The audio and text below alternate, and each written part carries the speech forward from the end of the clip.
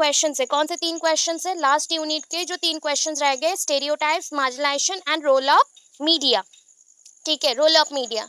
सो ये 3 क्वेश्चंस आपको तो 2 पता चल रहा है, डायरेक्ट क्वेश्चंस है, एक स्टेरियोटाइप एंड दूसरा उसके और में रहेगा रोल ऑफ मीडिया।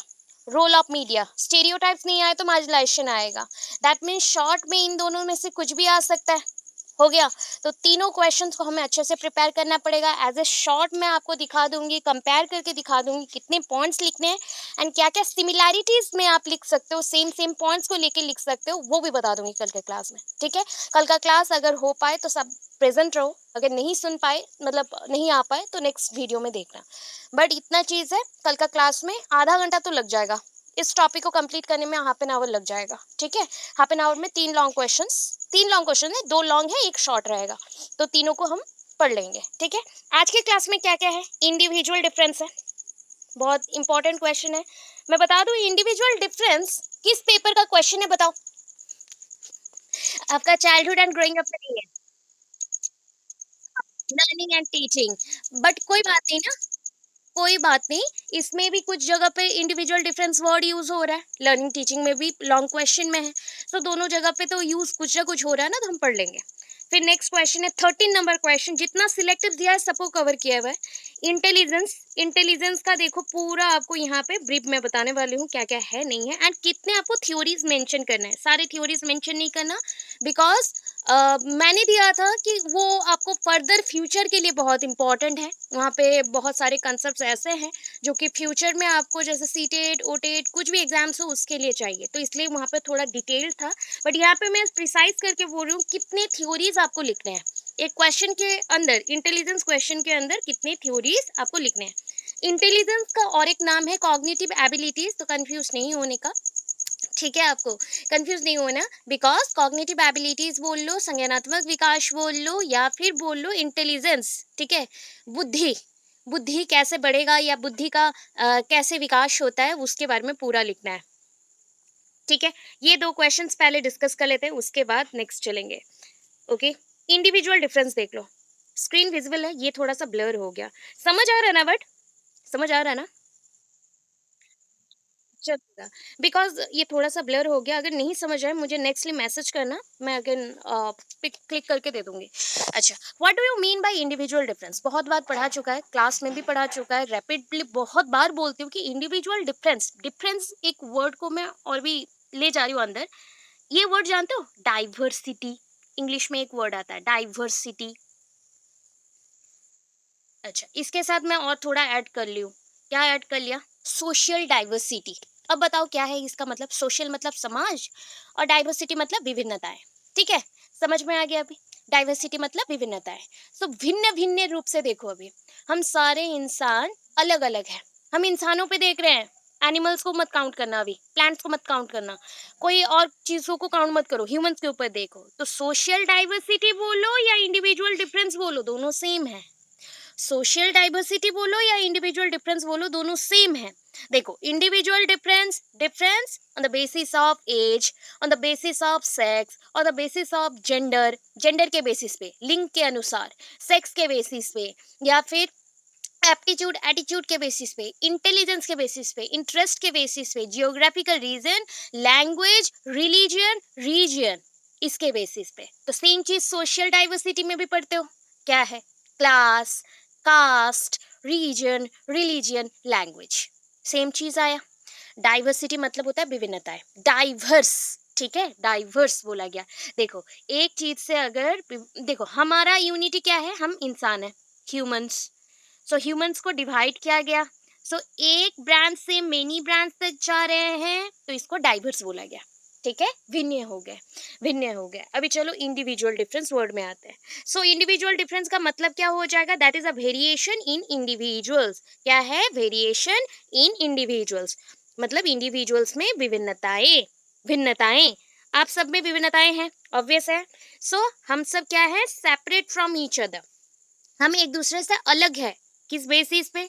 अगर मैं पहले का कंसेप्ट ले जाऊं, एंशियंट पीरियड, क्या एंशियंट पीरियड में सेक्स और आपका बोल दो इंटरेस्ट, एप्टीट्यूड, एटीट्यूड, इसके बेसिस में सारे सब्जेक्ट्स रहते थे, अवेलेबल रहते थे क्या? नहीं रहते थे। सो दैट अगर ओल्डर पीरियड में या ओल्डर एज में ये नहीं रहते थे, so it was based on gender and age only.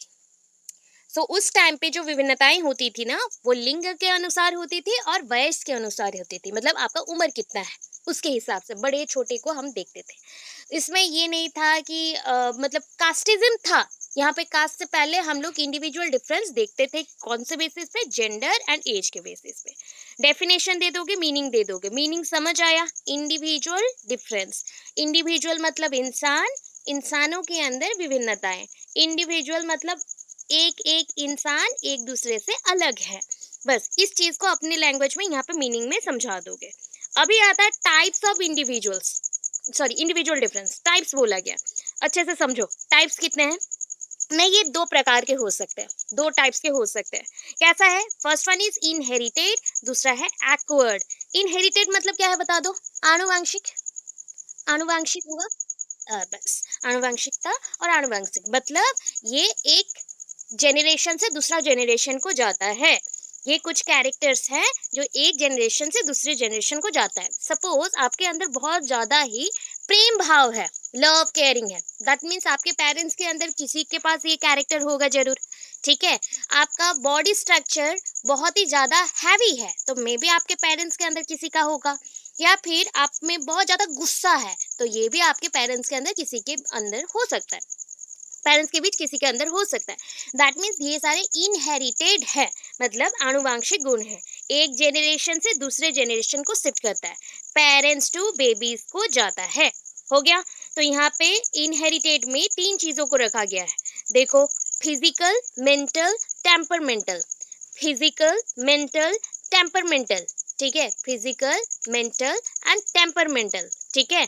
अब बताओ फिजिकल मतलब क्या हो गया? शारीरिक, शारीरिक, शारीरिक मतलब शरीर से संबंधित जो भी चीजें होंगे, जैसे कि आपके बॉडीली चेंजेस बोल लो, फिजिकल चेंजेस, या फिर बॉडी के विद इन जो भी आपके बायोलॉजिकल चेंजेस, वो सारे आ जाएंगे। मेंटल, तो ये दिमागी आ गया, मतलब इंटेलिजेंस रिलेटेड हो सकता है, अंडरस्टैंडिंग थिंकिंग के ऊपर हो सकता है। टेम्परमेंटल से क्या समझते हो बताओ? गुस्सा। बस, बस क्वालिटी है। एक टेम्परमेंट हम लोग बोलते हैं गुस्सा, गुस्सा मतलब बोल सकते हो ना कि रवि हैज टेम्परमेंट, तो उसको बहुत ज्यादा गुस्सा आ जाता है, मतलब बहुत जल्दी गुस्सा आ जाता है। वो फटाफट कोई चीजों से क्विक रिएक्शन देता है, जल्दी रिएक्शन देता है, तो टेम्परमेंट। तो ये तीनों चीजें आएगी इनहेरिटेड में। अभी देखो एक्वर्ड मतलब क्या है बताओ? एक्वर्ड, एक्वर करना, एनवायरमेंट से लेना, ग्रहण करना, एक्वायर करना, ग्रहण करना। तो यहाँ पे 4 पॉइंट आ गए। ठीक है। एनवायरनमेंट में सबसे पहले आ जाता है हमारा सोशल, सोसाइटी। वहां से कौन सा कैरेक्टर मिलेगा? Social character. इसके बाद सोसाइटी में कल्चर भी है, एजुकेशनल पॉइंट भी आता है, इमोशनल पॉइंट भी आता है। ठीक है, इमोशनल पॉइंट आता है। तो आप यहाँ पे एस सी स्क्वायर याद रख लेना। ठीक है। हम लोग क्या करते थे बताओ? सेकंड स्क्वायर याद रखते थे। किसी भी चीज को याद रखने के लिए शॉर्टकट बहुत इंपॉर्टेंट है, सेकंड स्क्वायर याद रखते हैं। तो यहाँ पे क्या बन जाएगा? सेकंड स्क्वायर तो बन नहीं पाएगा क्योंकि स्क्वायर ई के ऊपर होना चाहिए, बट फिर भी याद रखने के लिए नियर अबाउट उसको ऐसे ही बोला जाता है, सोशल, कल्चरल, एजुकेशन, इमोशनल। ठीक है। अभी देखो इंडिविजुअल डिफरेंस में क्या कैरेक्टरिस्टिक्स हो सकता है। मतलब हम लोग बोल सकते हैं कि इंडिविजुअल डिफरेंस कौन से गुणों के ऊपर निर्भर करता है। अभी जो चीजें पढ़े ना उसको डिटेल थोड़ा चलते हैं। डिटेल में क्या आया ना, इंडिविजुअल डिफरेंस, देखो आई फॉर इंडिविजुअल डिफरेंस के लिए हम पूरा लिख दिए, क्योंकि नहीं तो आप आईडी आईडी पढ़ोगे, इसलिए इंडिविजुअल डिफरेंस। ठीक है। इंडिविजुअल डिफरेंस, तो इंडिविजुअल डिफरेंस देखो, वेरिएशन इन फिजिक, फिजिक मतलब स्ट्रक्चर में, हम सारे लोगों का स्ट्रक्चर अलग है ना, यस और नो बोलो। स्ट्रक्चर अलग है। हम हमारा हाइट हो गया, बॉडी वेट हो गया, या बॉडी शेप भी हो गया, सबका अलग अलग है। अभी देखो individual difference based on intelligence, individual difference based on achievement, सबका अचीवमेंट भी अलग अलग है।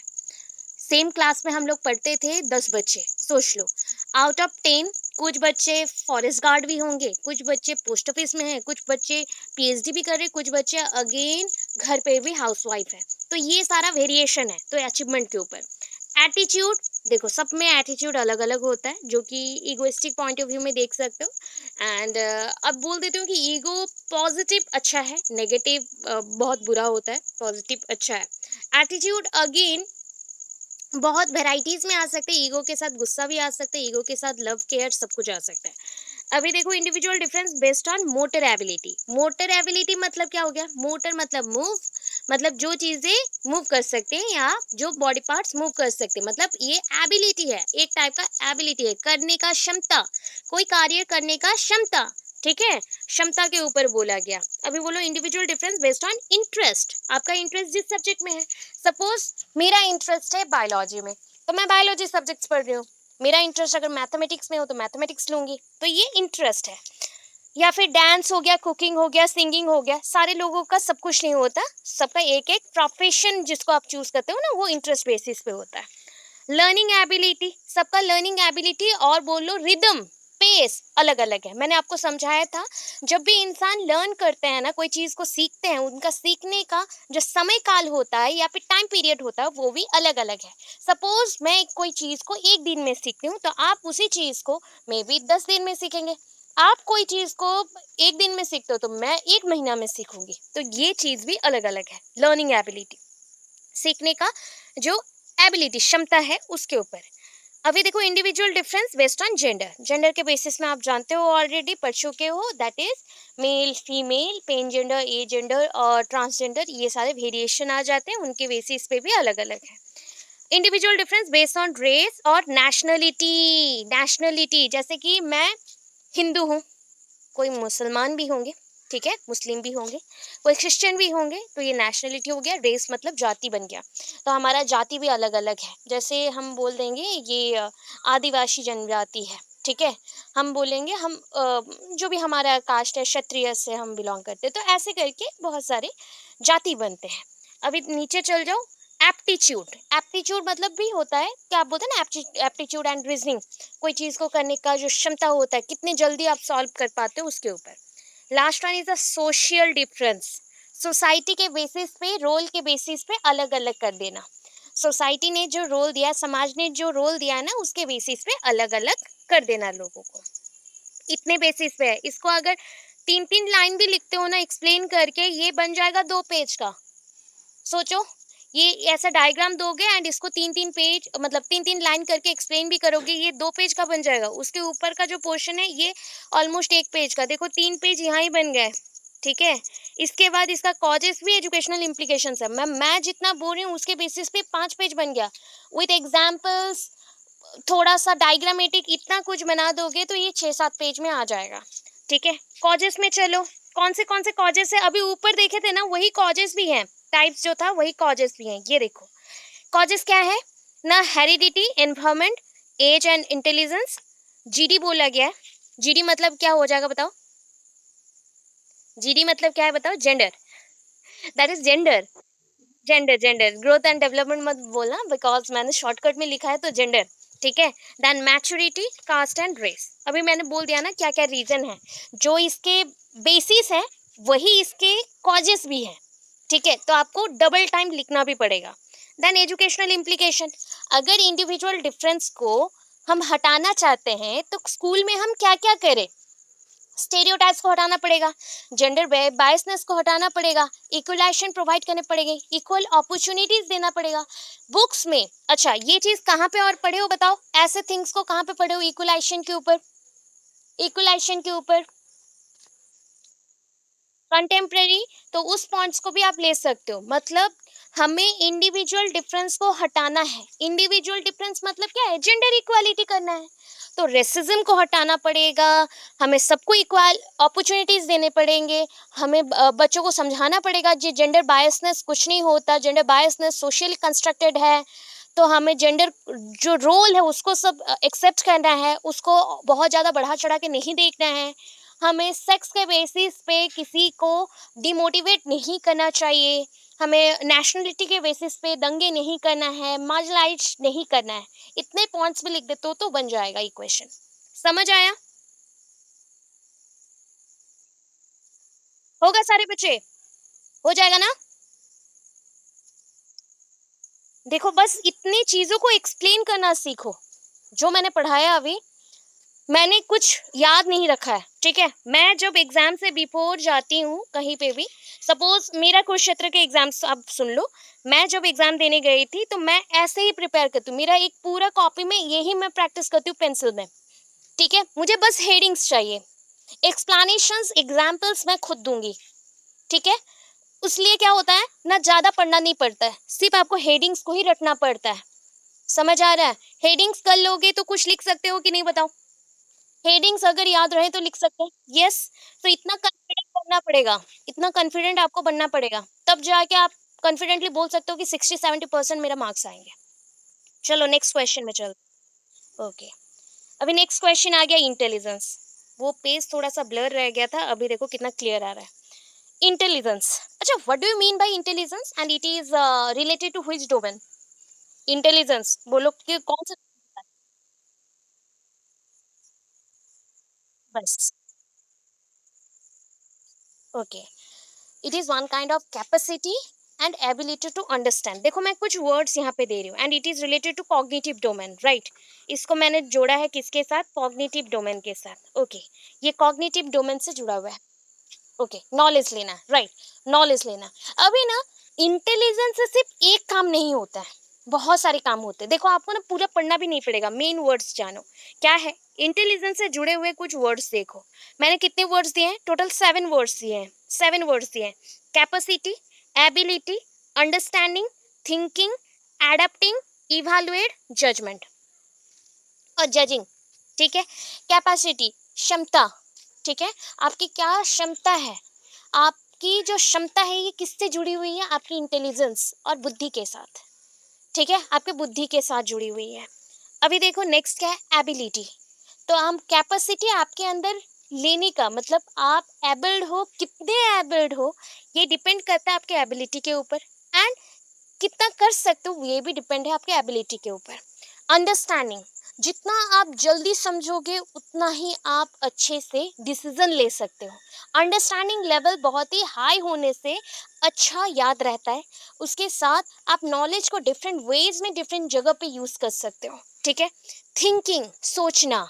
ठीक है, थिंकिंग एज ए प्रोसेस, एक जगह पे बोला गया है thinking as a process. Thinking एक प्रक्रिया है, सोचना एक प्रक्रिया है। अच्छा, सीखने के लिए सोचना पड़ता है कि नहीं बताओ? सीखना है मुझे कुछ चीज, जी, बस, वेरी गुड। सो सीखने के लिए मुझे अगर सोचना पड़ता है, तो सोचना कितना इंपॉर्टेंट हो गया? थिंकिंग, विदाउट थिंकिंग कुछ पॉसिबल ही नहीं है। इवन ये भी बोला गया है, यस, थोड़ा सा म्यूट कर लो। हाँ, मैंने बोला कि इवन ऐसा भी है, जो आप रात को सपने देखते हो ना, ड्रीम्स देखते हो, ये आपके पूरे दिन का जो थिंकिंग है उसी के ऊपर डिपेंड करता है। आप कुछ अजीबोगरीब सपने देख रहे हो, तो it is also depend on your thinking. ये भी आपके थिंकिंग के ऊपर डिपेंड करता है कि क्या आपने दिन भर सोचा है। एंड आपके थॉट प्रोसेस में नियर अबाउट, मैंने पहले भी बोला, 7,000 थॉट्स आते हैं आपके दिमाग में हर दिन। 7,000 से ज्यादा थॉट्स आते हैं, उनमें से जो जरूरत की चीजें होती हैं उसको हम रिपीटेडली थिंक करके याद करके रख लेते हैं, बाकी चीजों को हम भूल जाते हैं, बाकी चीजों को हम भूल जाते हैं। तो थिंकिंग इज वेरी इंपॉर्टेंट। इसके बाद आता है एडाप्टिंग। एडाप्टिंग मतलब ग्रहण करना। अच्छे से अगर थिंक कर सकते हो देन तब जाके आप कोई भी सोशल सिचुएशंस में एडजस्ट हो पाते हो। मेरा सोशल सिचुएशन है कि मैं नए जगह जा रही हूँ, नए जगह जाने के बाद मैं वहां पर ना एडजस्ट नहीं कर पा रही हूँ, बिकॉज मेरा जो थिंकिंग एबिलिटी है वो मेरे ही एरिया में लिमिटेड हो गया। तो मुझे अभी ज्यादा सोचना पसंद नहीं है, इसलिए मैं एडजस्ट नहीं हो पा रही हूँ। जब हमारा थिंकिंग पॉजिटिव होगा, एडेप्टिंग जल्दी हम कर सकेंगे, जल्दी हम एडेप्ट कर सकते हैं। इसके बाद क्या हो गया? जितना भी चीज कर चुके हो, दैट मीन्स कैपेसिटी ले लिया, एबिलिटी है मेरे पास, अंडरस्टैंडिंग भी कर लिया, देन थिंकिंग कर लिया, एडेप्टिंग कर लिया, अभी तो इवैल्यूएट करना पड़ेगा ना, मूल्यांकन करेंगे। अदरवाइज कैसे पता चलेगा कि कितना हमने सीखा है या कितना हमारे पास इंटेलिजेंस है? कैसे हम एक्सप्लोर करेंगे नए चीजों को, या नए चीजों को कैसे जानेंगे? लास्ट वन, जजमेंट, मतलब ये one kind of decision making है, जहाँ पे आप डिसीजन लेते हो। आप लास्ट में कंक्लूजन देने के लिए जो भी विचार करते हो ना, इति कुछ भी देना है, मैं एक इति मतलब एंड पॉइंट पे कोई हूँ एंड मुझे कुछ कंक्लूजन देना है, तो इस चीज के लिए मुझे जजमेंट देना पड़ेगा, डिसीजन मेकिंग करनी पड़ेगी। तो ये सारी चीजें जहाँ पे होती है वो आपके इंटेलिजेंस की वजह से ही होती हैं। तो ये आपके कॉग्निटिव डोमेन के साथ जुड़े हुए हैं, मतलब नॉलेज लेने से आरंभ करके अंडरस्टैंडिंग, कैपेसिटी, एबिलिटी सब कुछ जुड़ा हुआ है आपके इंटेलिजेंस के साथ। अभी मीनिंग एंड डेफिनेशन थोड़ा देना है, इतना कुछ समझाया, सपोज आपको डेफिनेशन नहीं आ रहा है, सो अपने वे से कुछ एग्जाम्पल जैसे जानते हो ना, उसी के बेसिस पे एक डेफिनेशन 1 या 2 लाइन का बना लेना। ठीक है, मैं बार बार बोल रही हूँ कि अगर ये तो करना नहीं चाहिए, एज ए टीचर आप लोगों को बोलना नहीं चाहिए, फिर भी मैं आपको हिंट दे रही हूँ, कभी डेफिनेशन का पॉइंट खाली नहीं छोड़ना है। अगर छोड़ रहे हो तो वहाँ पे खुद के पॉइंट से कुछ भरो। जैसे कि कोई भी एक फॉरेन एजुकेटर हो, उनका नाम ले लो, रिसर्चर हो ले लो, एंड उनके बेसिस पे आप 1 2 लाइन अपने ही कंसेप्ट से बना लो। तो ऐसे में क्या होता है कि आपका डेफिनेशन पॉइंट खाली नहीं जाएगा। ठीक है, खाली नहीं छोड़ना है, एंड बहुत अच्छा होगा कि एक एक डेफिनेशन अगर आप याद रख सकते हो, बहुत बेस्ट है। आप सोच रहे हो आज डेफिनेशन याद नहीं रहा, बट एग्जाम से पहले दिन 2 दिन सिर्फ एक ही सब्जेक्ट पढ़ोगे ना, तब आपको डेफिनेशन श्योर याद आएगा एग्जाम हॉल में। ठीक है, अगर एक आध जगह पे भूल गए हो तो कोई बात नहीं, डेफिनेशन याद है, एजुकेटर का नाम याद नहीं है, सो आप लिख देना कि educationist according to an educationist और रिसर्चर, ऐसा आप मेंशन कर सकते हो। देन इन्वर्टेड कॉमा के अंदर आपके लाइन को लिख सकते हो, देन एंड कर सकते हो। देन कंसेप्ट में चले जाओ। So it is based on individual difference, याद रखना। इंटेलिजेंस भी बेस्ड करता है किसके ऊपर, इंडिविजुअल डिफरेंस के ऊपर। क्यों बोलो, हर एक इंसान का ईच पर्सन का जो इंटेलिजेंस है वो वेरी करता है, उसका जो रेंज है वो वेरी करता है। आपको एक टेबल में मैंने पढ़ाया हुआ था, याद है, 25 बिलो 25, 25 25 टू 50, 50 टू 75, 75 टू 90। हाँ, IQ 90 टू 110, 110 टू 130, और 125 टू 140, 140 टू एबव आपका गिफ्टेड चाइल्ड। तो ये dumb, imbecile, moron, below average, average, then above average, then superior, gifted child, ऐसे करके आपका एक टेबल बनता है पूरा। ठीक है, उस टेबल के अकॉर्डिंग आप IQ सिलेक्ट करते हो। तो दैट मीन्स सोच लो, 25 से लेके 140 तक का रेंज है। सारे लोग तो 140 में नहीं आएंगे, कुछ एवरेज में भी आएंगे, कुछ डम्बो भी होंगे, कुछ सोचने का क्षमता ही कैरी नहीं करते हैं। तो इसके ऊपर आपको जानने को मिला कि ये बेस्ड करता है इंडिविजुअल डिफरेंस के ऊपर, मतलब जो विभिन्नताएं हैं लोगों के अंदर, जो विभिन्नताएं हैं उसके ऊपर निर्भर करता है। आपका जो इंटेलिजेंस है, बार बार बोल दे रही हूँ, आपका जो इंटेलिजेंस है इन्फेंसी पीरियड से ही स्टार्ट हो जाता है, क्योंकि आप सेंसस का यूज करते हैं बचपन में, तो इन्फेंसी पीरियड से ही स्टार्ट हो जाता है। बट रियली जो एग्जैक्टली हाईएस्ट पिक को पकड़ता है, मतलब मैं बोलूं कि हाईएस्ट रेंज को मूव कर रहा है, तो ये अर्ली चाइल्डहुड में होता है, एंड मैक्सिमम रेंज तक पहुंचता है 16 से 20 उम्र में। 16 से 20 के एज में मैक्सिमम हाइट तक पहुंच जाता है। After it goes horizontal. Horizontal मतलब कौन सा लाइन हो जाएगा, बताओ कौन सा हॉराइजेंटल? हॉराइजेंटल ये है या ये है, ए और B? B, very good very good. बस इतनी चीजों को जो मैंने यहाँ पे 3 लाइन में दिया, कि इसको मैंने डायग्रामेटिक भी बना दिया। ये डायग्राम आपके नोट्स में नहीं है, ठीक है, नोट्स में नहीं है, मैंने 3 लाइन को सिर्फ समझाने के लिए यहाँ पे डायग्राम बना दिया है, ताकि आपको कोई प्रॉब्लम ना हो। देखो मैंने यहाँ पे क्या ले लिया, एक मैं यहाँ पे वाई ले लेती हूँ, ये आपका एक्स एक्सिस, ये 0 से स्टार्ट किया, ये आपका इंटेलिजेंस, ये आपका टाइम पीरियड, जैसे जैसे टाइम बढ़ता है वैसे ही हम लोग बड़े होते हैं। तो एक छोटा बच्चा यहाँ पे स्टार्ट कर रहा है अपना कॉग्निटिव डेवलपमेंट या फिर इंटेलिजेंस, तो वो 0 से स्टार्ट किया, तो थोड़ा सा स्टार्ट हुआ, बस सेंसस यूज करा, तो धीरे धीरे क्या हुआ, ऊपर जाने लगा। तो 2 to 7 years अर्ली चाइल्डहुड में ये अप करना स्टार्ट किया, हाईएस्ट लेवल तक जाएगा। 16 to 20 तक जब एडोलेसेंस में बचा जा रहा है तो बहुत ही ऊंचा चला गया, मैक्सिमम रेंज तक गया।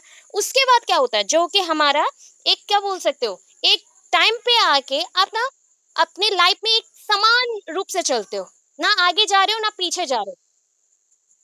हाँ, उसको एडल्टहुड बोल सकते हैं, उसको एडल्टहुड हम बोल सकते हैं। अभी जो हॉराइजेंटल पॉइंट है ये हम सब में चल रहा है। 19 years का कोई है क्या, बिलो 20 कोई होने के चांसेस कम है, बिलो 20 कोई नहीं होगा। बीएड में हो तो आफ्टर ग्रेजुएशन आप लोग अगर आए हो, कोई भी बच्चा आया है तो वो एटलीस्ट 20 का तो होगा ही, 20 20+ का होगा ही। ठीक है, अभी देखो यहाँ से आप पूरा ही सीधे सीधे जाओगे, यहाँ से आप पूरा सीधे सीधे जाओगे, दैट इज अ हॉराइजेंटल। सो आपको मैक्सिमम हो रहा है 16 to 20, एंड हाईएस्ट थोड़ा थोड़ा ऊपर जाना स्टार्ट किया 2 to 7 अर्ली चाइल्डहुड में। इन्फेंसी में लॉयर हो गया, इन्फेंसी में लॉयर हो गया, इतना चीज याद रखो, डायग्रामेटिक दे दिया। अभी थ्योरीज में आते हैं, फटाफट रिकॉल करना, थ्योरीज का एक्सप्लेनेशन उसके साथ ही दूंगी, एक एक लाइन में मैं बताऊंगी, थ्योरी का बेस एंड डिफरेंस आपको पता चलना चाहिए, ठीक है। फर्स्ट थ्योरी कौन सा है? Unifactor theory. First theory is unifactor theory, revise करो मेरे साथ, unifactor theory, okay. Unifactor theory is also known as monarchic theory, monarchic theory. अच्छा, वर्ड आता है मोनो, मोनो मतलब single, single character based, word में ही सब कुछ जुड़ा हुआ है। सिंगल कैरेक्टर बेस्ड मतलब अगर स्कूल्स में हम लोग यूज करते हैं तो कौन सा टाइप का टेस्ट यूज किया जाता है? बोलो, 100 बच्चे हैं, कौन सा टाइप का टेस्ट यूज करते हो? स्टैंडर्डाइज्ड टेस्ट यूज करते हैं, स्टैंडर्ड बेसिस पे, स्टैंडर्डाइज टेस्ट, ठीक है। अब स्टैंडर्डाइज टेस्ट क्या होता है बताओ? कोई एक पर्टिकुलर कैरेक्टर के बेसिस पे। अच्छा, वो भी नहीं समझ आ रहा, अभी मैं आपको समझाती हूँ। आपका जो एग्जाम होगा तो सबके लिए क्वेश्चन पेपर अलग आएगा क्या, या क्वेश्चन के लेवल्स अलग आएंगे? नहीं। तो देखो, आपका जो एनुअल एग्जाम है या हाफ ईयरली एग्जाम्स है, तो वो सबका क्वेश्चन पेपर सेम ही रहता है। दैट मीन्स ये एक स्टैंडर्ड के बेसिस पे आपको जज किया जा रहा है। तो एक ही कैरेक्टर है यहाँ पे कि आपका अचीवमेंट के बेसिस पे आपको जज किया जाए। आप क्या लिख रहे हो, आपके अचीवमेंट क्या होना चाहिए उस ओरिएंटेड होगा। तो अल्फ्रेड वीने ने स्टैंडर्डाइज्ड के बेस पे ये कैरेक्टर को लेते हुए यूनिफैक्टर और मोनार्किक थ्योरी का एक्सप्लेनेशन दिया। तो Alfred वीने and Terman, Alfred wine is quite famous for this theory, but उनके साथ टर्मन भी थे, ठीक है। याद रहा या याद रहा या नहीं, बताओ। स्टैंडर्डाइज कैरेक्टर, एक कैरेक्टर, भूल ना जाना, अपना एग्जाम है एक ही बेसिस पे होगा, स्टैंडर्डाइज्ड, ठीक है। बोलो, हो गया? जाओ नेक्स्ट, चलो। यूनी फैक्टर गया ना, अभी सीक्वेंस में करना। यूनी के बाद कौन आता है? वन के बाद दो, टू आएगा, टू फैक्टर थ्योरी। लो, टू फैक्टर थ्योरी आ गया। टू फैक्टर थ्योरी, हैंडराइटिंग में थोड़ा ध्यान मत देना, ये कल बहुत ही स्पीड में लिखा गया है। सो ये इतना गंदा हैंडराइटिंग तो मेरा नहीं होता है, बट बहुत स्पीड लिखा गया था, इस वजह से तबीयत भी थोड़ा सा खराब चल रहा है तो उस वजह से हैंडराइटिंग बिगड़ा हुआ है, छोड़ो। Two factor theory, Spearman theory. Two factor theory बोल सकते हो या स्पीयरमैन। अच्छा, स्पीयरमैन बोला गया मतलब क्या हो जाएगा? किसने दिया है, डिस्कवर किसने किया? स्पीयरमैन ने, स्पीयरमैन ने इसको डिस्कवर किया, ओके। अभी टू फैक्टर बोला गया ना, तो कितने कैरेक्टर्स रहेंगे बताओ, कितने फैक्टर्स रहेंगे यहाँ पे? दो, दो, two. So first one is general, second one is specific, ठीक है। जैसे आप बोलते हो ना, जनरल मतलब क्या है? साधारण, स्पेसिफिक मतलब विशिष्ट, हो गया।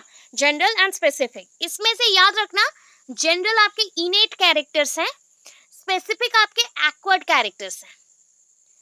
जनरल आपके इनेट कैरेक्टर्स हैं और स्पेसिफिक आपके एक्वर्ड कैरेक्टर्स हैं। इनेट मतलब जो बर्थ के साथ आपके पास आता है, इनेट, इनबॉर्न, जन्म के साथ ही आता है। जनजात जो रहते हैं ना, उनके पास जो कैरेक्टर है वो, उनको हम जनरल कैरेक्टर्स बोलेंगे। जो कैरेक्टर्स एनवायरमेंट से लेना पड़ता है या सीखना पड़ता है उसको एक्वर्ड कैरेक्टर बोलते हैं। एक्वर्ड मतलब कोई चीजों को एक्वर करना, लेना, ग्रहण करना, सीखना, ठीक है। अभी चीज क्या आ रहा है देखो, जनरल बोला गया, ठीक है। तो बोलो, जनरल कैरेक्टर क्या चेंज होगा हमेशा? ये तो ऑलरेडी है ना, बाय बर्थ आया है, नहीं होगा। तो ये कैरेक्टर्स चेंज नहीं होते हैं, ये कैरेक्टर्स फिक्स्ड है, ये कैरेक्टर्स फिक्स्ड है, ये चेंज नहीं होते, ठीक है। अगर मैं स्पेशल कैरेक्टर्स बोलूं तो लोगों के पास एक से ज्यादा स्पेशल कैरेक्टर हो सकते हैं या नहीं? ये सुनो, बस। तो यहाँ पे ये फ्लेक्सिबल है, ये मैंने क्या बोल दिया, गलत बोल दिया शायद। जनरल कैरेक्टर्स आपके रिजीड है, रिजीड है, ये चेंज नहीं होते हैं। सॉरी, मैंने फ्लेक्सिबल लिख दिया था, रिजीड है, ये चेंज नहीं हो सकते, बट ये फ्लेक्सिबल है, ये परिवर्तनशील है, ये परिवर्तन हो सकते हैं। आज मेरा स्पेशल कैरेक्टर टीचिंग है, बट मैं अगर 5 साल पहले आप मुझसे मिलते तो 5 साल पहले मैंने सोचा भी नहीं था मैं टीचिंग जॉब में आऊंगी। तो ये मेरा देखो कैरेक्टर चेंज हुआ, ठीक है, स्पेशल कैरेक्टर मेरी चेंज हुए। अभी मैं बोलती हूँ जनरल कैरेक्टर क्या हो सकते हैं। आपका लैंग्वेज, मदर टंग, क्या मदर टंग जन्म से जो था अभी तक वही है? यस और नो? यस मैम, मदर तो सेम है, तो ये पूरे लाइफ टाइम के लिए ही सेम रहेगा, ऑब्वियस है। अभी स्पेसिफिक में चले जाते हैं।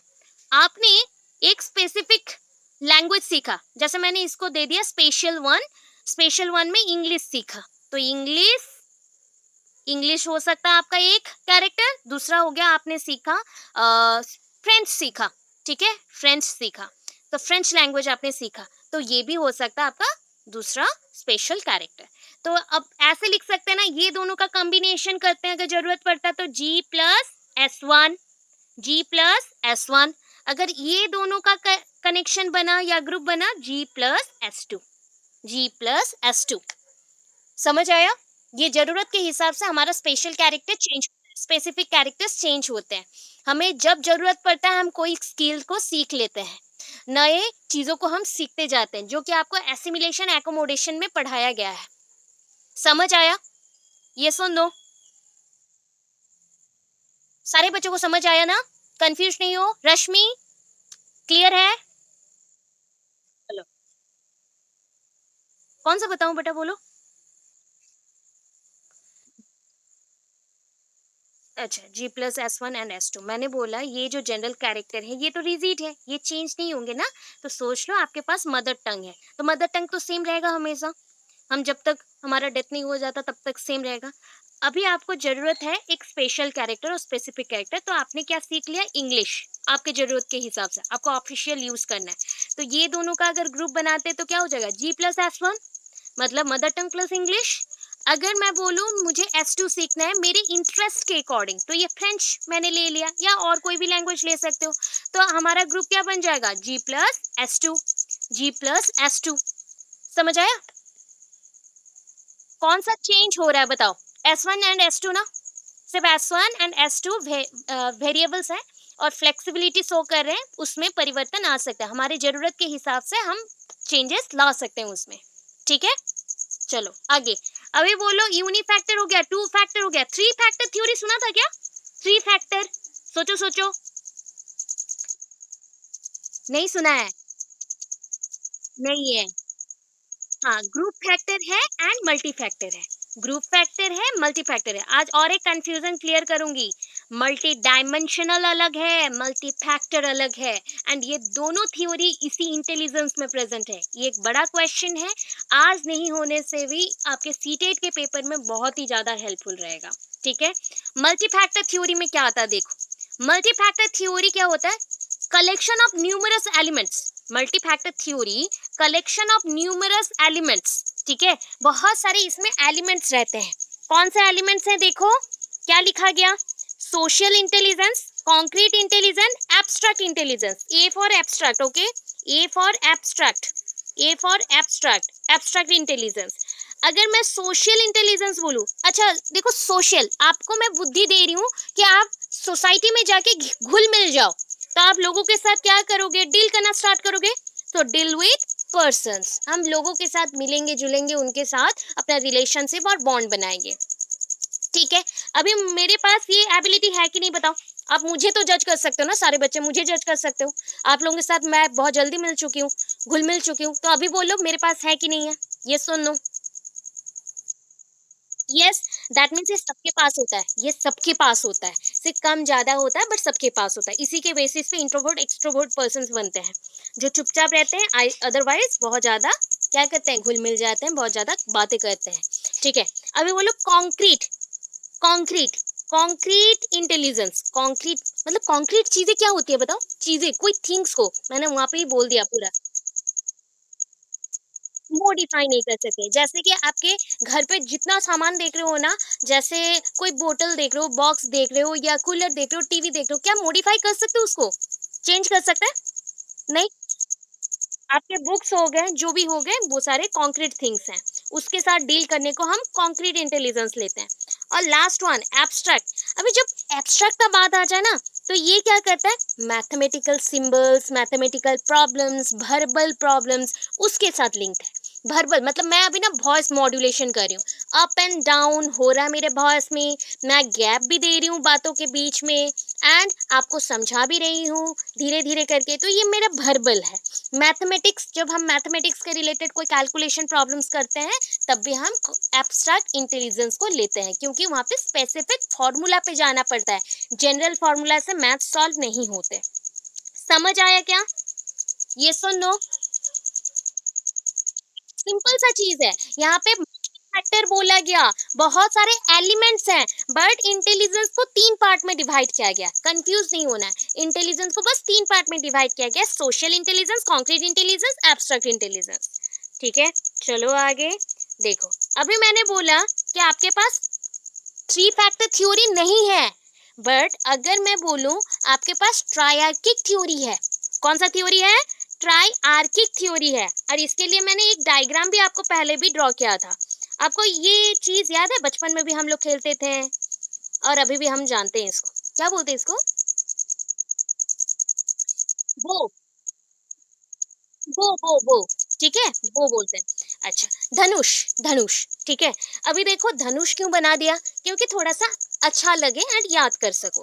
तो ये थ्योरी किसने दिया है पता है? Robert Sternberg. किसने दिया बोलो? Robert Sternberg.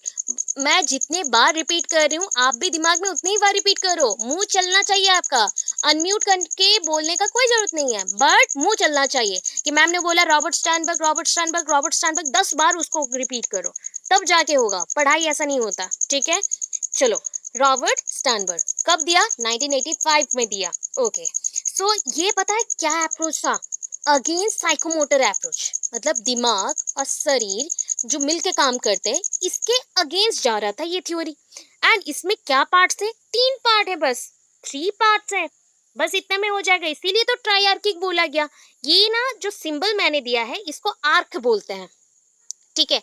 आपका बोलो, आपका बॉडी पार्ट्स में कौन सा ऐसा पोर्शन है जो बेंड हो सकता है? बेंड हो सकता है। Back, yes, back.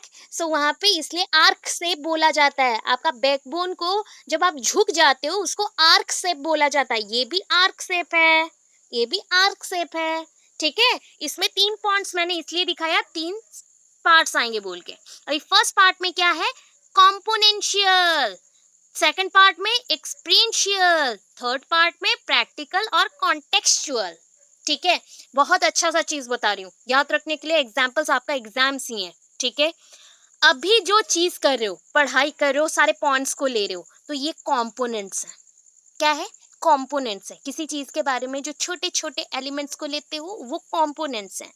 जैसे कि मुझे ना आज क्या करना है, एक चार्ट प्रिपेयर करना है, ठीक है। खाने वाला नहीं, लिखने वाला, पढ़ने वाला, ठीक है। चार्ट प्रिपेयर करना है, तो चार्ट प्रिपेयर करने के लिए मैं क्या करूंगी, छोटे छोटे जितने भी एलिमेंट्स हैं उसको पहले कलेक्ट कर लूंगी। सो कलेक्शन ऑफ मेनी कंपोनेंट्स और एलिमेंट्स को हम कंपोनेंशियल में रखते हैं। सेकंड में क्या आ जाएगा? ये कंपोनेंशियल बन गया। सेकंड में क्या आ गया? एक्सपीरियंशियल। अभी बोलो, जितने भी कंपोनेंट्स हैं उसे एक्सपीरियंस मुझे खुद ही करना पड़ेगा, सीखना भी मुझे ही है, तो मुझे ही उस पे काम करना पड़ेगा। सो एक्सपीरियंस लेना है, एक्सपीरियंशियल। लास्ट वन, जब एक्सपीरियंस लेना ही है तो उससे पहले उसको हम क्या करके देखें? प्रैक्टिकल। प्रैक्टिकली हमें परफॉर्म भी करना पड़ेगा एंड उसका कॉन्टेक्स्ट को भी जानना पड़ेगा। सो प्रैक्टिकल और कॉन्टेक्चुअल। सो पहले चीजों को अरेंज करना कॉम्पोनेंशियल होता है, फिर काम में लगवाना या करना खुद से प्रैक्टिकल होता है, एंड उसी प्रैक्टिकल से एक्सपीरियंस लेना एक्सपीरियंशियल होता है। समझ आया क्या बोली मैं?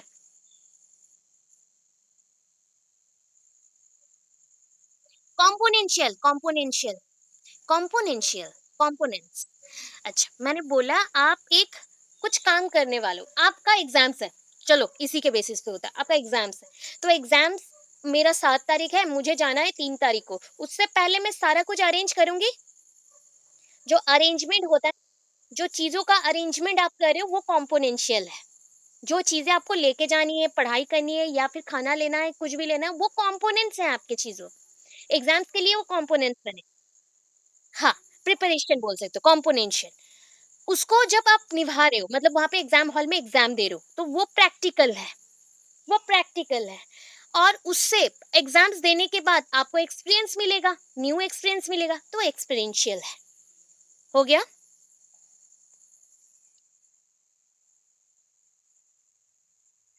प्रैक्टिकल आएगा, हाँ, थर्ड में आएगा एक्सपीरियंशियल। अभी देखो, हो गया। कितने थ्योरीज गए बताओ? चार। टोटल 4 थ्योरीज चले गए। अभी कौन सा थ्योरी आ रहा है? Group factor theory. ग्रुप बोल रही हूँ मैं। देखो, ग्रुप फैक्टर थ्योरी के बाद और 2 थ्योरी देना है आपको, ज्यादा नहीं। एग्जाम हॉल में बैठ के 10 थ्योरी मत देना। 10 थ्योरी आपके प्रिपरेशन के लिए है, सीटेट के लिए है, बट यहाँ पे जितने थ्योरीज आपको दिए गए हैं या आपको करना है उसी को मैंने मेंशन किया है। ग्रुप फैक्टर थ्योरी किसने दिया बोलो? थर्स्टन ने। किसने दिया? थर्स्टन ने। ठीक है, थर्स्टन ने दिया है। अभी थर्स्टन ने ग्रुप फैक्टर थ्योरी दिया। ग्रुप फैक्टर थ्योरी में कितने फैक्टर्स हैं देख लो, कितने फैक्टर्स हैं? 7, टोटल 7। अभी तक काउंटिंग करो, एक फैक्टर रहा तो क्या बोल रहे थे? यूनिफैक्टर। ठीक है, यूनिफैक्टर, यूनिफैक्टर। अच्छा, अगर मैं 3 फैक्टर्स हैं तो 3 फैक्टर्स हैं, कहाँ पे 3 फैक्टर्स थे बताओ? Triarchic theory. अच्छा, ट्राइकिक थ्योरी। अच्छा, फिर से याद करो, unifactor, two factor, multi factor. ठीक है, uni, two, multi, then group, and triarchic में 3 फैक्टर्स हैं। ओके, चलो आगे। ग्रुप फैक्टर थ्योरी में टोटल है 7 फैक्टर्स, एंड 7 फैक्टर्स को दो दो लाइन भी एक्सप्लेन कर दो, आपको हाफ पेज से ज्यादा आपको लिखना पड़ेगा। ठीक है, देखो ऐसे ही लिखना, ज्यादा और बड़ा मत करना एग्जाम हॉल में। इतना पॉइंट्स को पहले अरेंज कर देना। देखो डायग्राम है तो हाफ पेज यहाँ ही चला जाएगा ना? यस और नो बोलो। ऐसा आप लिख दोगे तो हाफ पेज चला जाएगा। बस उसका एक्सप्लेनेशन दे देना। अभी जो एक्सप्लेनेशन मैं बोल रही हूँ अच्छे से सुनो, एक एक पॉइंट को मैं समझाऊंगी। 7 फैक्टर्स बोले गए, 7 फैक्टर्स है। पहला क्या आ रहा है आपको याद रखने के लिए बोल दूं? अच्छा एक चीज सुनो आप, अ, किसी का नाम अगर मैं क्या लिख दूं, रुको 1 मिनट। देखो यहाँ पे कुछ नाम बनने वाला था बट बना नहीं ठीक से, थोड़ा सा बन जाता कुछ आपको याद रह जाता। ठीक है, बट आपको मैं जो भी बोलूँ आप भूल जाओगे, तो यहाँ पे आप याद करना VIP, ठीक है। विपिन याद रख लो, विपिन, स्वैप। अच्छा, स्वैप, ये पी को हाईलाइट मत करना, इसको राउंड कर लेना। विपिन, स्वैप और स्वाप, ऐसा याद रख सकते हो। अगर नहीं याद आ रहा है तो पूरा सीक्वेंस में याद रखने के लिए फर्स्ट लेटर्स याद रखने ही पड़ेंगे आपको। पहला चीज वर्बल कंप्रीहेंशन, एक एक वर्ड को समझो। वर्बल कंप्रीहेंशन, क्या होता है वर्बल कंप्रीहेंशन? कंप्रीहेंशन मतलब डिटेल्ड में जाना, डिटेल्ड में जाना। ठीक है, डिटेल्ड में जाना। अभी बोलो वर्बल मतलब इसमें क्या हम चीजों को रखें? Word, language, sentences. सेंटेंसेस को, लैंग्वेज को, वर्ड्स को, इतना रखना है। ठीक है, इसका एग्जाम्पल क्या हुआ कि पहले हमें वर्ड्स को समझना पड़ेगा एंड उसके बाद सेंटेंसेस को, देन लैंग्वेज को यूज करना है। उसके बाद देखो इंडक्टिव रीजनिंग, जानते हो ये चीज पूरा जानते हो? बताओ इंडक्टिव क्या है? डिडक्टिव में नहीं जाना है, इन में आना है। इंडक्टिव याद नहीं आ रहा? जनरल टू स्पेसिफिक जाना, याद करो। और एक चीज बताया था, रूल एक्स एक्स रूल, कौन से में जाओगे? भूल गए, भूल गए, सारा भूल गए। डिडक्शन में डिड्यूस, डिडक्शन में डिड्यूस होता है, इंडक्शन में इंड्यूस होता है। हमें आगे जाना पड़ता है, इंडक्शन में आगे जाना पड़ता है। ठीक है, ये चीज़ को बार बार बोल रही हूँ। General to specific is good, इसमें जा सकते हो, बट इंडक्शन में आपको डिटेल जाना पड़ता है। डिडक्शन में डिटेल से आपको छोटे पॉइंट तक आना पड़ता है। डिडक्शन में आपको बड़े पॉइंट से छोटे पॉइंट तक आना पड़ता है। तो अभी आप यहाँ पे याद रखो, ऐसे मैं बताऊंगी फिर आप यहाँ पे उस चीज़ को डालोगे तो भूल जाओगे। तो इंडक्टिव रीजनिंग होता है रीजन आउट करना डीपली, रीजन आउट करना डीपली। ठीक है, रीजन आउट करना डीपली। अब बोलो ये चीज क्या है? परसेप्चुअल स्पीड, सबका ग्रहण करने का क्षमता अलग अलग होता है, सबका स्पीड अलग अलग है। यस और नो? सबका अलग अलग है, ऑब्वियस, समझ रहे हो? सबका अलग अलग स्पीड होता है, तो ये परसेप्चुअल स्पीड है। इसके बाद देखो ये आपको आना चाहिए, न्यूमेरिकल एंड और सॉरी और एरिथमेटिक एबिलिटी, मतलब मैथ्स कैलकुलेशन करना, मैथ्स कैलकुलेशन करना, एडिशन, सब्ट्रैक्शन, मल्टीप्लिकेशन, डिवीजन, ये सारा, और नंबर्स के बारे में जानना, ज्ञान रखना। देन देखो वर्ड फ्लुएंसी, वर्ड फ्लुएंसी कब आता है? जब हम वर्ड्स, उसके मीनिंग, उसके सिमेंटिक को जान जाते हैं तब वर्ड फ्लुएंसी आता है। जब आप शब्द को जान लो, शब्दों को उसके मीनिंग के साथ, मतलब उसका जो अर्थ है उसके साथ जान लो, तभी वर्ड फ्लुएंसी आता है। देन देखो एसोसिएटिव मेमोरी क्या होता है? एक मेमोरी, कल भी किए थे ना, एक मेमोरी एक चीज दूसरे चीजों से जुड़ा हुआ रहेगा, कनेक्टेड रहेगा। अच्छा, मैं ना अभी क्या कर रही हूँ कि मैंने एक घर के बारे में बोला। सो घर के साथ जितने भी चीज जुड़े हुए हैं, अब उसको बोलोगे। आपके मेमोरी में घर से संबंधित जो जो चीजें आप लिखते हो। अच्छा, ये कभी हुआ है आपके साथ, जब आप किसी चीज के बारे में सोचते हो उसका इमेज आपके माइंड में क्रिएट हो जाता है, आंख बंद करने से आंखों के सामने उसका इमेज आता है। यस, तो वो एसोसिएटिव मेमोरी है। वो कौन सा मेमोरी है? वो एसोसिएटिव मेमोरी है। ठीक है, वो एसोसिएटिव मेमोरी है। लास्ट में देख लो स्पैशियल विजुअलाइजेशन। अच्छा, स्पैशियल, जहां पे भी स्पैशियल वर्ड लिखा हो ये शेप से जुड़ा रहता है। Shape and size, shape and size, ठीक है। जैसे कि आप बोलोगे एक ट्रायंगल, ट्रायंगल का शेप एक सर्कल, सर्कल का शेप एक रेक्टेंगल। तो ये सारा चीज आता है स्पेशल विजुअलाइजेशन में, स्पेशल विजुअलाइजेशन में। ठीक है, विजुअलाइजेशन मतलब देखना, शेप को देखना, शेप एंड साइज को देखना, शेप का अरेंजमेंट देखना। समझ आया या कौन सा पॉइंट समझ नहीं आया बताओ? क्लियर है 7 पॉइंट्स? ठीक है, तो आप इसको याद रखने के लिए क्या करोगे बताओ? विपिन वॉज कर लो, बेटर है।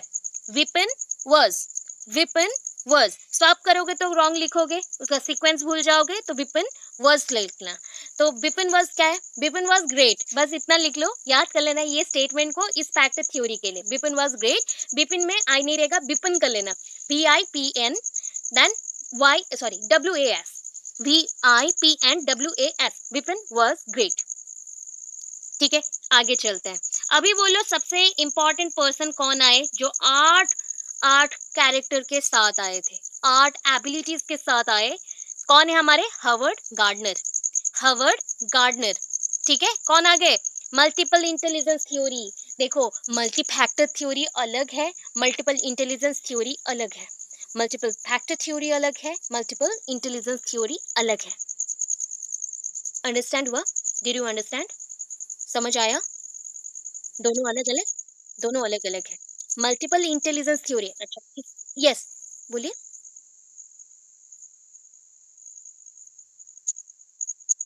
अच्छा, मैंने बोला, कौन सा बोली? मल्टीपल, अच्छा मल्टीपल इंटेलिजेंस, अच्छा हार्वर्ड गार्डनर, हार्वर्ड गार्डनर,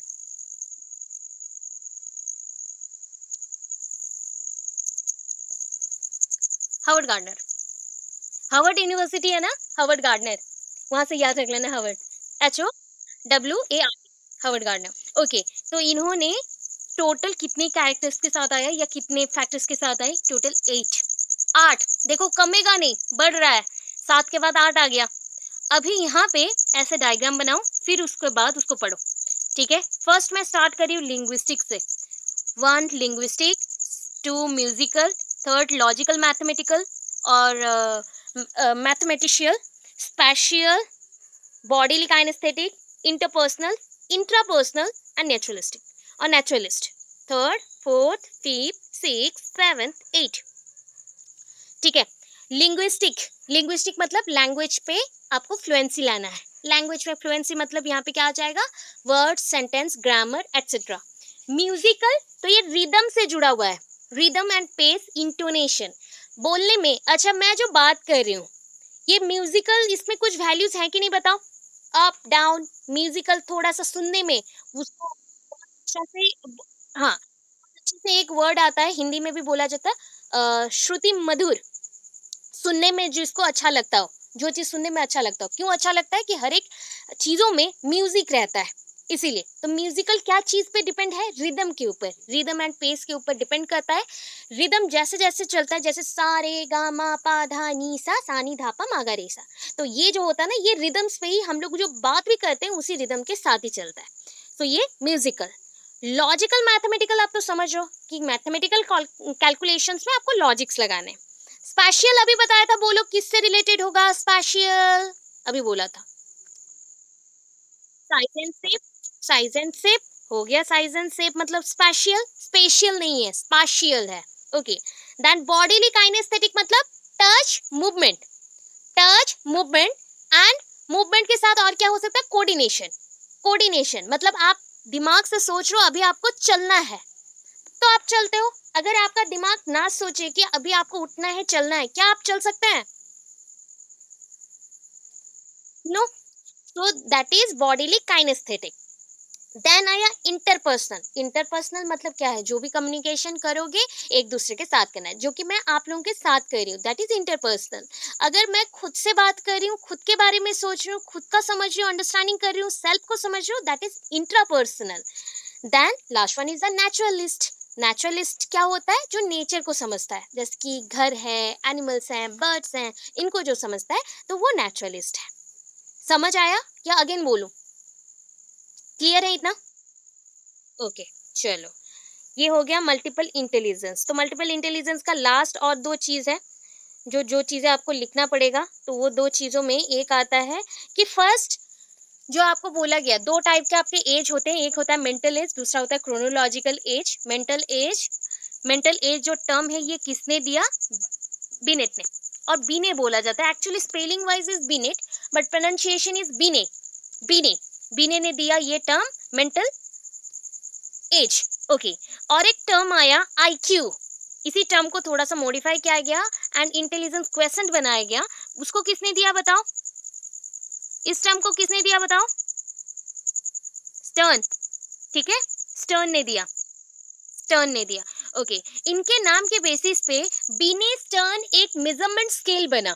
ठीक है, उसी मेजरमेंट स्केल के बेसिस पे ये टेबल बना था। वो टेबल को जरूर याद करिएगा, आईक्यू लेवल में है। एंड यहाँ पे आपका कैरेक्टर्स मेंशन है, कैरेक्टर्स हैं, जस्ट लाइक 25 है, तो यहाँ पे आ जाएगा डम। तो उसके बाद मोरोन, इम्बेसाइल, देन आपके आ जाएंगे below average, average, superior and giftedness. तो ऐसे ही करके 25, 25 to 50, 50 to 75, 75 to 90, 90 to 110, 110 to 135, 135 और 25, 125 टू 40 और 40 अबव। ऐसे करके ये टेबल बनाना है। इसके बाद ये फॉर्मूला देना है। एंड इफ क्वेश्चन पेपर में आस्क होता है कि इंटेलिजेंस का इंपॉर्टेंस बताओ, तो इंपॉर्टेंस बताना कि अंडरस्टैंडिंग में हेल्प करता है, कैपेसिटी बिल्ड करता है, easy to understand anything, easy to compare anything, give decision और इवैल्यूएट समथिंग। ये चार पांच पॉइंट जो इंट्रो में लिया था, उसी से बेसिस पे आप अपना क्या लिख सकते हो, कंक्लूजन और इंपॉर्टेंस लिख सकते हैं। ठीक है, फॉर्मूला के अकॉर्डिंग बोल दूं, ये formula I Q equals to M A by C A into 100 है। मतलब आप याद रखने के लिए माँ का याद रखना, माँ का। ठीक है, माँ का into 100। So mental as, chronological age. Chronological age मतलब रियल एज को क्रोनोलॉजिकल एज बोलते हैं, जो आपका एज है। मेंटल एज जो आप बिहेव करते हो, एक सिचुएशन देने से जैसा आप बिहेव करते हो या डिसीजन लिखते हो, उस बेसिस पे जो आपका एज बनता है वो मेंटल एज है। ठीक है, यस, इसी फॉर्मूला से कैलकुलेट होता है। सपोज अभी मैं आपका एक कैलकुलेट कर देती हूँ, आपका या फिर आप मेरा भी कैलकुलेट कर सकते हो, कोई बच्चा मतलब कोई बच्चे का भी आप कैलकुलेट कर सकते हो। सपोज एक बच्चे का एज आप बता दो, एक उसका रियल एज बता दो। आप अपने बच्चे का काउंट कर सकते हैं, आप अपने बच्चे का रियल एज बताइए। 8 साल, चलो। तो मैं यहाँ पे नीचे लिख लेती हूँ 8, ऊपर लिख लो। आप उसको एक कैरेक्टर के बेसिस पे, उसके स्टडी के बेसिस पे ही जज करिए कि वो किस एज का बिहेव करता है, किस एज जैसा वो बिहेव करता है। मैच्योर है, अच्छा चलो, 12 साल। अभी यहाँ पे कैलकुलेट करिए, आपको मिल जाएगा 6, 4। तो इधर कितना मिल गया हमें? 25 इंटू 6 करिए,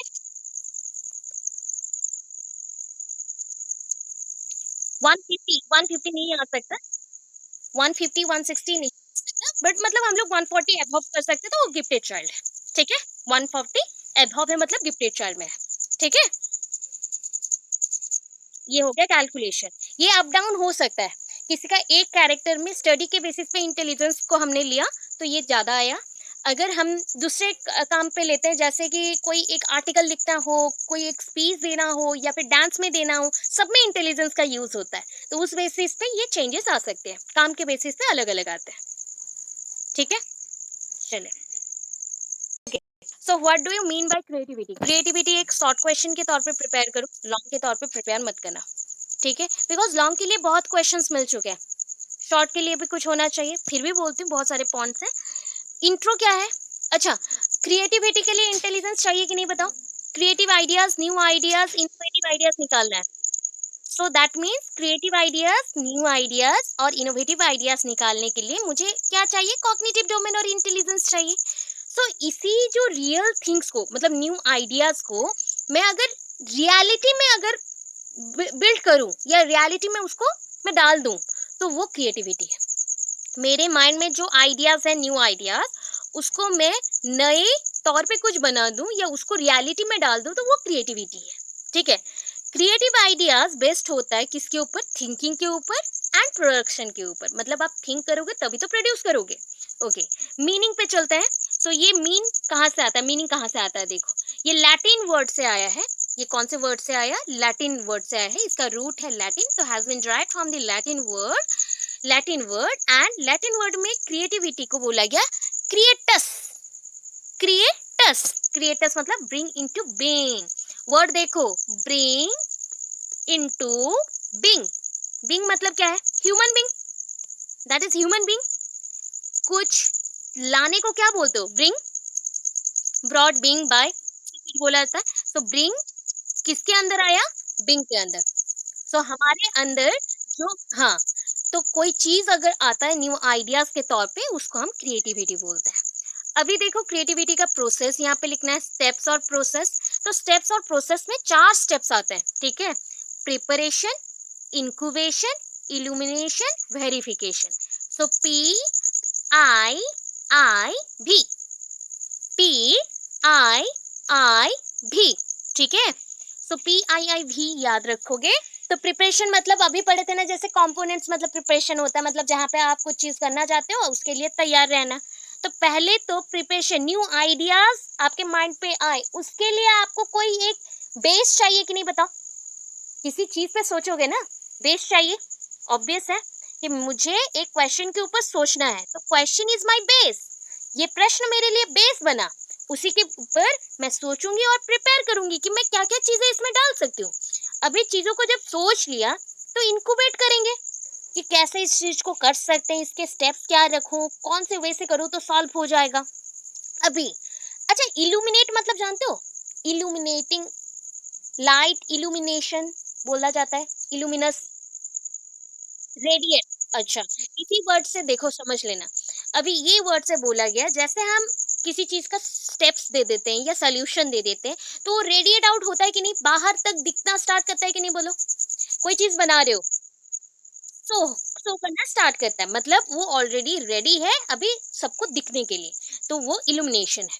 लास्टली आपने जो चीज कर लिया है उसको इवैल्यूएट करना पड़ता है। इवैल्यूएट को यहाँ पे और एक टर्म में बोला गया वेरिफिकेशन। वेरीफाई करना है कि ये चीज करेक्ट है या नहीं।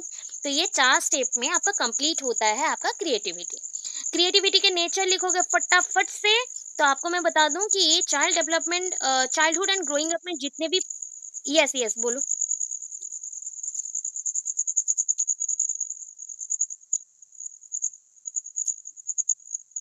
कुछ नहीं बोला, अभी बोला कि ये वाला चीज करना है, नेचर एंड कैरेक्टरिस्टिक्स को स्टार्ट करना है। ओके।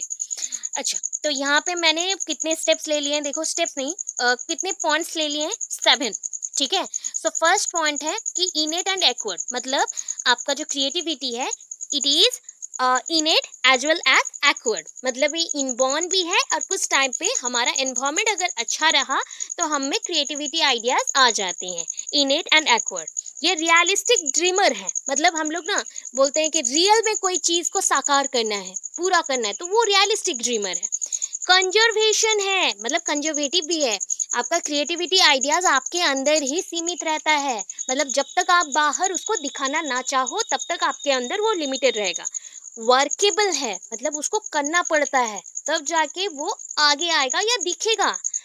एक्सट्रोवर्ट इंट्रोवर्ट, जो क्रिएटिव पर्सन्स होते हैं ना, वो दोनों टाइप के हो सकते हैं, एक्सट्रोवर्ट भी हो सकते हैं, इंट्रोवर्ट भी हो सकते हैं। अभी क्रिएटिव जो पर्सन होते हैं ऑलवेज प्लेफुल होते हैं, उनको रुकना पसंद नहीं है या फिर स्टॉप होना पसंद नहीं है, हमेशा कुछ ना कुछ प्ले करना पसंद आता है। डिसिप्लिन तो जरूर होना चाहिए, लोग डिसिप्लिन्ड होंगे तभी तो जाके नया आइडियाज उनके माइंड पे आएगा। अगर वो अनडिसिप्लिन्ड रह गए, देन उनका माइंड में और जगह ही नहीं बचेगा इन आइडियाज के लिए। ओके। लास्ट पॉइंट देखो, 2 फेजेस हैं, एंड ये दोनों फेजेस ही क्रिएटिव आइडियाज के गिलफोर्ड ने निकाला है। किसने निकाला बताओ? गिलफोर्ड ने। गिलफोर्ड ने निकाला है। ठीक है। गिलफोर्ड ने निकाला है। एंड दो जो फेजेस हैं वो क्या है ना, क्रिएटिव आइडियाज निकालने के लिए और क्रिएटिविटी को डिस्कवर करने के लिए थिंकिंग करना पड़ता है। ये दो टाइप के थिंकिंग होते हैं, एक डाइवर्जेंट होते हैं, एक कन्वर्जेंट होता है। डाइवर्जेंट मतलब क्या है बताओ? एक पॉइंट है, एक प्रॉब्लम है या एक आइडिया है। अच्छा, एक आपको आइडिया मैंने दिया तो आप उससे 10 आइडिया निकालोगे, 10 आइडिया निकालोगे, तो that is the divergent thinking. अगर उल्टा कर दूँ तो बहुत सारे आपके पास आइडियाज़ हैं बट एक ही कंक्लूजन तक पहुँचेंगे, एक ही कंक्लूजन तक पहुँचेंगे। सो वो बन जाएगा हमारा कन्वर्जेंट। कन्वर्जेंट, कन्वर्जेंट जहाँ पे भी सुनते हो ना तो सोच लेना जोड़ना होता है। कन्वर्जेंट मतलब एक ही पॉइंट में जाके जुड़ता है, ठीक है? कन्वर्जेंट। अच्छा, चलो, ये हो गया? समझ आया? ये सुनो। अच्छा, सो अभी और 2 क्वेश्चंस और भी हैं, तो पहले ना ये पढ़ा देती हूँ बिकॉज़ छोटा है आज, एंड कल वो 2 क्वेश्चंस को करेंगे। ये 3 क्वेश्चंस अच्छे से समझ आए? इंडिविजुअल डिफरेंस एक था, एक इंटेलिजेंस आया और एक क्रिएटिविटी। समझ आ गया ना सबको? ये सुनो। ओके, चलो। तो ये ना सबसे छोटा क्वेश्चन एक है। छोटा क्वेश्चन है, उसके बाद देखेंगे क्योंकि 9 बज चुका है ना, इसलिए मैं थोड़ा-सा एंड मतलब बहुत ज़्यादा टाइम आप लोगों को नहीं दे पा रही हूँ, इसका भी एक रीज़न है। मुझे खुद भी पढ़ाई करना रहता है, तो थोड़ा-सा मतलब 1 डेढ़ घंटा दे सकती हूँ, बट उससे ज़्यादा नहीं हो पा रहा है। मतलब थोड़ा-सा पेशेंस भी नहीं रहता है इतना ज़्यादा करने को, सो सॉरी उसके लिए। अभी चलो इसमें आते हैं, पेरेंटिंग स्टाइल क्या है? पेरेंटिंग हाँ, पेरेंटिंग स्टाइल एक शॉर्ट क्वेश्चन है, लॉन्ग नहीं है बिल्कुल भी, लॉन्ग नहीं है। पेरेंटिंग स्टाइल क्या है बताओ? क्या समझते हो पेरेंटिंग से? अच्छा,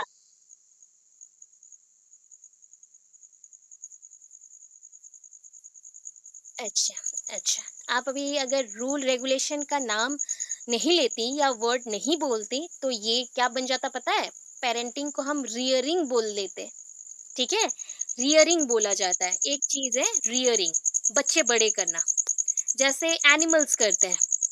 जैसे कुछ एनिमल्स करते हैं, मुर्गी दैट इज़ आपके चिकन्स, जो भी आपके हो गए हेन, या फिर आपके हो गए डिफरेंट टाइप ऑफ जो गिरगिट्स होते हैं, मतलब आपके चैमेलियन हो गए या फिर लिज़र्ड्स हो गए, या आपके जो और भी हैं बहुत सारे जो अंडे देते हैं, बहुत सारे हैं ऐसे।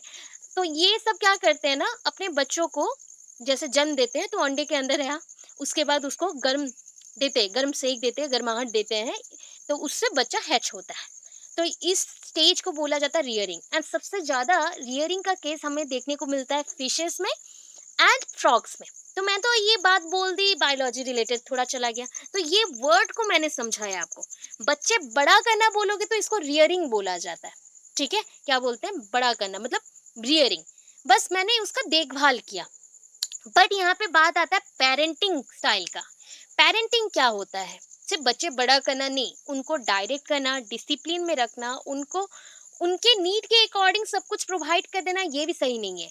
उनका नीड सही है या गलत है, या फिर उनका डिसीजन सही है या गलत है, या गलत है तो उसको ठीक करना, उनको सपोर्ट करना एंड उनके गलतियों पे रोक लगाना, ये चीजें भी आती है, तो इसको पेरेंटिंग स्टाइल बोलते हैं।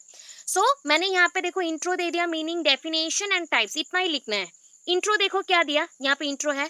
तो फर्स्ट इंट्रो में आता है, it means as per biological context. अच्छा, कॉन्टेक्स्ट में टी गायब हो गया है मेरा थोड़ा देख लेना, आज ही लिखा हुआ है। तो as per biological context parents take care reared of their child. Take care एक वर्ड लिखा है मैंने, टेक केयर भी वर्ड लिखा है मैंने, एंड रियर्ड अप भी लिखा है। रियर्ड अप मतलब बड़ा करना, टेक केयर मतलब देखभाल, विथ नॉर्म्स, रेगुलेशन, डिसिप्लिन, सब कुछ आ जाएगा। It is also socially constructed. अच्छा, आपको बच्चे बड़े करने हैं, ये कैरेक्टर किसने दिया? आपको किसने दिया? सोसाइटी ने। सोसाइटी ने सोशली, यस, सोशली कंस्ट्रक्टेड है। That means society give the role to individual to play it. That means हमें रोल देता है सोसाइटी एंड हमें उसको प्ले करना पड़ता है। अभी देखो इसका मीनिंग मैं थोड़ा सा दे रही हूँ। मीनिंग क्या है? इन प्रॉपर मीनिंग, अगर मैं प्रॉपर वे से लेती हूँ तो it explains to educate the child from birth to adulthood और एडोलेसेंस। अच्छा, हमारा एक्चुअल मीनिंग क्या होता है पेरेंटिंग का पता है? बच्चों को हमारे जैसा एक इंसान बनाना और अच्छा इंसान बनाना। दैट मीन्स वहाँ पे एजुकेशन का रोल बहुत इंपॉर्टेंट होता है, ठीक है?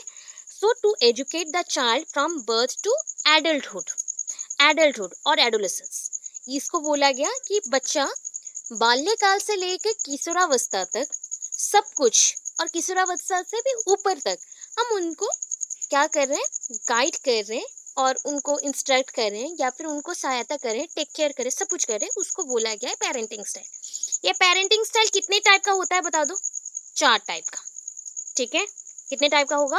4 टाइप का। यहाँ पे मैं पूरा एक्सप्लेन कर दूंगी, इसी 4 टाइप में आपको पूरा बता दूंगी क्या क्या है। ऑथोरिटेरियन, ऑथोरिटेटिव, मैं एक साथ पास पास बोल रही हूँ। Authoritarian, authoritative, permissive, अनइन्वॉल्व्ड।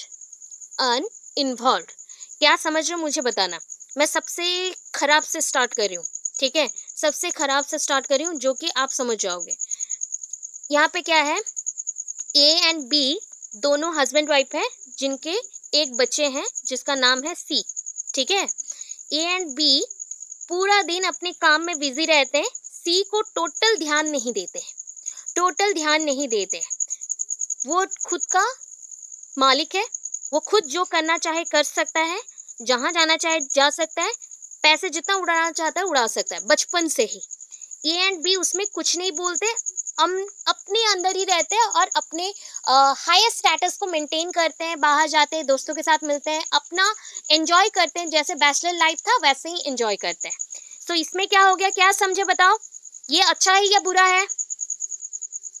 ये पेरेंटिंग स्टाइल बहुत ही बुरा है। मतलब यहाँ पे समझ लो कि इसमें बोला गया uninvolved, parents are not involved, not taking care of their children, not giving any type of instruction to the children, not directed them. ठीक है, कुछ नहीं कर रहे हैं, कोई भी हेल्प, इवन खाना भी नहीं खिलाते, फीडिंग भी नहीं करवाते। तो ये हो गए अनइन्वॉल्व, सबसे खराब में ये गया। ठीक है, मैं खराब से अच्छा तक में जाऊंगी। अभी आता है देखो और क्या है। अभी एक चीज है, ऑथोरिटेरियन।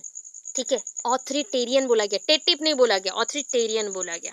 ऑथोरिटेरियन क्या है, ए एंड बी पेरेंट्स हैं एंड उनके बच्चे हैं सी, इनका बहुत सारा डिमांड है। क्या? उनका बच्चा उनके हिसाब से चलेगा, उनके बनाए नियम को ही मानेगा, बच्चे को क्या खाना है, क्या नहीं खाना है, क्या पढ़ना है, क्या पहनना है, कहाँ जाना है, नहीं जाना है, सब कुछ वो डिसाइड करेंगे। बच्चे का इंटरेस्ट, क्रिएटिव आइडियाज या बच्चों का जो भी स्किल सीखने का कैपेसिटी है उस पर कुछ भी ध्यान नहीं देंगे, बस अपने डिमांड्स को फुलफिल करेंगे बच्चों के थ्रू। ठीक है, ये ऑथोरिटेरियन है। ये अच्छा है क्या? अभी बोलो। ये भी बुरा गया, खत्म हो जाता, बच्चे का इंटरेस्ट खत्म हो गया। तो ये एक नंबर पे था जहाँ पे पेरेंट्स ही इन्वॉल्व नहीं थे। यहाँ पे पेरेंट्स इन्वॉल्व है बट हाईली एक्सपेक्टेड, मतलब एक्सपेक्टेशंस लेवल में हाईली इन्वॉल्व है कि मेरा डिमांड फुलफिल होना चाहिए मेरे बच्चे के द्वारा। ऐसे बहुत बच्चे बिगड़ जाता है। ठीक है, अभी देखो थर्ड में, मतलब थोड़ा सा अच्छा और थोड़ा सा बुरा, दोनों मिक्स है, दैट इज परमिसिव। ठीक है, कौन सा है? परमिसिव। अभी बोलो परमिसिव दो वे से आ सकता है, कैसा है? परमिसिव पेरेंट्स बोला गया, जैसे ए एंड बी पेरेंट्स, उनके बच्चे हैं सी, उसका बच्चा है सी। अभी सी को कुछ भी करना है तो वो क्या करेगा? परमिशन नीड करेगा। आप पेरेंट्स बता दो कहाँ जाना है, मैं यहाँ जाऊं, मैं ये खेलूं, मैं खाऊं, ऐसा मैं पूछ लूंगा। वैसे ही ए बी भी क्या करेंगे कि कुछ जगह पे बच्चे को हमेशा पूछ पूछ के करेंगे काम। तुमको ये चाहिए, तुमको वो चाहिए, तुम ये ले लो, तुम वो ले लो। दैट मीन्स यहाँ पे क्या हो जा रहा है, A B and C, A B जो है पेरेंट्स नहीं है, behave like a friend, behave like a friend, दोस्त जैसा बिहेव कर रहे हैं। सो क्या बच्चों को अच्छा गुण मिलेगा? 50% is good, very good, but 50% is bad. 50% बहुत अच्छा है, 50% गुड है, 50% बहुत ज्यादा डिमांड करेगा एंड इजीली पेरेंट्स मान जाएंगे, हर एक चीज में मान जाएंगे। तो 50% अच्छा है। कुछ कैरेक्टर्स के लिए फ्रेंड बन के रहना बहुत अच्छा होता है, कुछ के लिए अच्छा नहीं होता है। ठीक है, अभी लास्ट वन, दैट मीन्स ये अच्छा वाला आएगा, ऑथोरिटेटिव है। सबसे अच्छा चीज आएगा ऑथोरिटेटिव, मतलब नॉर्मल जो बेस्ट पेरेंट्स होते हैं, जो कि बच्चों का डिमांड्स कुछ लेवल पे सही गलत समझाते हुए बताते हैं कि कौन सा पूरा करना चाहिए कौन सा नहीं, बच्चों को कौन सा चीज करना चाहिए और फ्यूचर में कौन से रोल्स को उससे प्ले करना है, क्या उसका एक्सपेक्टेशन क्या बनना चाहिए, हमारा एक्सपेक्टेशन नहीं, हम एज ए पेरेंट्स कुछ एक्सपेक्टेशन नहीं रखेंगे, उसका ड्रीम क्या होगा, उसको वो कैसे चेज करेगा या फिर फुलफिल करेगा, वो बनना चाहिए। दैट मीन्स यहाँ पे कुछ रूल्स पेरेंट्स ऑलरेडी डिसाइड करेंगे एंड उसे सपोर्ट भी करेंगे कि उस रूल्स को जैसे वो अच्छे से मान सके और आगे बढ़ सके। अभी बोलो बेस्ट कौन सा है देन?